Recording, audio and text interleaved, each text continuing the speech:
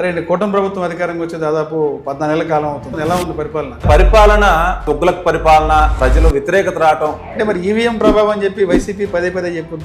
Last time కూడా EVM వల్లే, మేము కూడా ఈవీఎంల వల్లే. అంటే మద్యం వచ్చేసి గవర్నమెంట్ నడిపించింది కదండి. పబ్లిక్ చేసుకోవాల్సిన వ్యాపారాన్ని వాటిని గవర్నమెంట్ నడపాల్సిన స్థితి లేదు. ఇప్పుడు అమరావతి అయినా సరే 2 అమరావతులు ఉన్నాయి. ఏ అమరావతి రాజధాని ఉందంటారు? సింగపూర్ అన్నారు, అది 5 సంవత్సరాల్లో ఏం చేసిందో నాకు తెలియదు.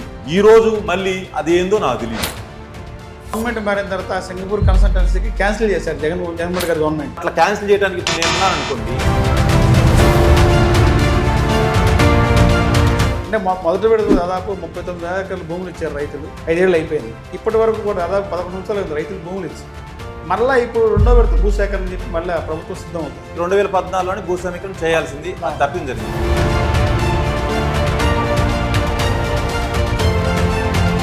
అమరావతి రియల్ ఎస్టేట్ పరిస్థితి ఎలా ఉంది? దారుణంగా ఉందండి. ఈ ఆదాయం కూడా ప్రభుత్వానికి అవసరం. అంటే 2వ విడత భూసేకరణ అవసరం, కంపల్సరీగా అవసరం. ఎందుకంటే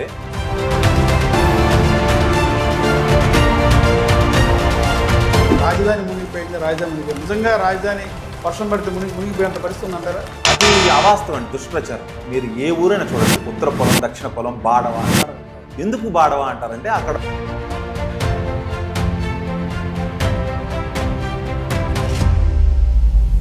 నరేంద్ర మోడీ గారు ఆంధ్రప్రదేశ్కి వచ్చి మళ్ళా సెకండ్ టైం ఇక్కడ ఈ ఏరియాలో వచ్చి పునర్నిర్మాణం చేశారు.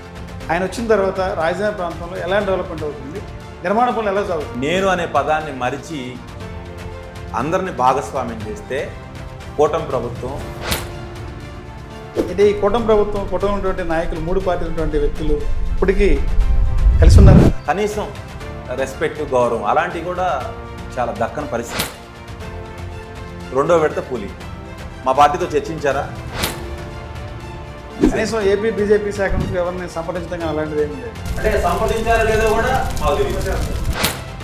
రైతుల్లో తిరుగుబాటు వస్తుంది, ప్రజల్లో వ్యతిరేకత వస్తుంది. రేపు ఇదే పరిస్థితి కొనసాగితే రేపు 29 ఎన్నికలు మన పార్టీ పరిస్థితి ఉండాలి కదా. బలోపేతం చేయాల్సిన అవసరం ఉంది. అదేవిధంగా ప్రజల తరఫున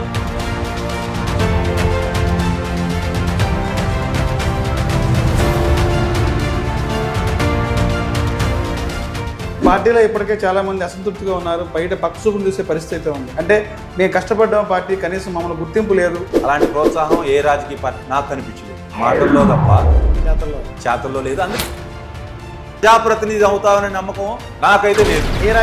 ఏ రాజకీయ పార్టీలో వస్తుందని నేను అనుకోను. మరి ఇప్పుడు కూటమి ప్రభుత్వం వచ్చింది, మీ పరిస్థితి ఏంటి? మీ పార్టీలో మీ పొజిషన్ ఏంటి? పోస్ట్ రావాలని కానీ, కూటమి ప్రభుత్వంలో మేము ఏమైనా పనులు చేయించుకోవాలని కానీ,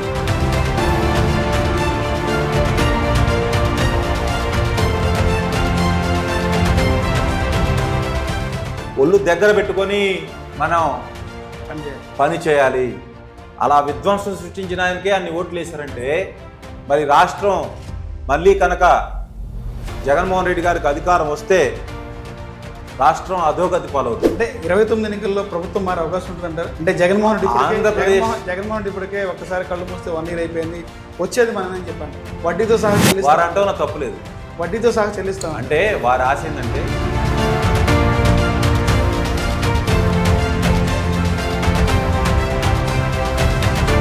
రాహుల్ గాంధీ గారు మన ఈ మధ్య కొత్త ఒక నినాదం తీసుకున్నారు. BJP Bharatiya Janata party vote చోరీ అని చెప్పి క్యాంపెయిన్ చేస్తున్నారు. బీజేపీ కూడా ప్రత్యామ్నాయం దేశానికి మంచిది. గుంటూరు ఎంపీ పెమ్మసాని గారి పనితీరు ఎలా ఉంది? ఇప్పుడు కేంద్ర మంత్రిగా కూడా ఉన్నారు. గుంటూరు ఎలా డెవలప్ చేస్తారు? ఎన్నుకున్నందుకు నేను ఈ గుంటూరుని నా శక్తి సామర్థ్యాలు నేను ప్రూవ్ చేసుకోవాలి. ఇప్పుడు గతంలో రాజ్యసభ సభ్యులుగా చేశారు, కేంద్ర మంత్రిగా చేశారు. సుజనా చౌదరి గారు విజయవాడ ఎమ్మెల్యేకి పనిచేస్తున్నారు. ఎలా ఉంది ఆయనకి అప్పటికప్పుడు చూస్తే? స్థాయిలో వారు వాడుకోవాల్సిన స్థాయిలో బీజేపీ కానీ కూటమి ప్రభుత్వం కానీ వాడుకోవట్లేదు. కూటమిలోని 3 పార్టీలు ఉన్నారు, ప్రధానమైన 3 పార్టీలు ఉన్నాయి. 3 పార్టీలు తీసుకున్నటువంటి పదవుల పంపకాల్లో ఎవరైతే కష్టపడ్డారో కష్టపడిన ప్రతి వ్యక్తిని గుర్తిస్తుంది మా పార్టీ అని చెప్పి 3 పార్టీలు చెప్తారు. ఎవరిని కూడా ఏ పార్టీ రాజకీయ పూర్తిగా సంతృప్తి చెంది లేదు. అధికారంలో ఉన్నప్పుడు చేయకుండా, ప్రతిపక్షంలో వాడుదని అధికారంలోకి వచ్చి మీరు చేయకుండా మా పరిస్థితి ఏంది?